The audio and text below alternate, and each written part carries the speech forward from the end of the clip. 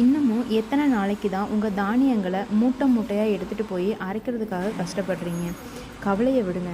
அதுக்காக தான் நம்ம என்டிஏ இன்ஜினியரிங்கில் பிரத்யேகமாக இயந்திரங்கள் எல்லாம் தயாரிச்சிட்ருக்காங்க.